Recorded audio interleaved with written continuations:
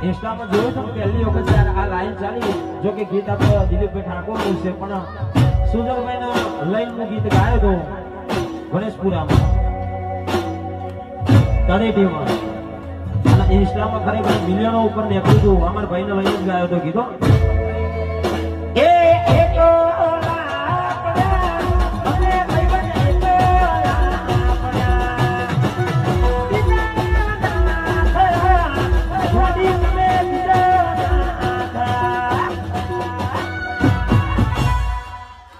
આજથી તમારો મારો સંબંધ પૂરો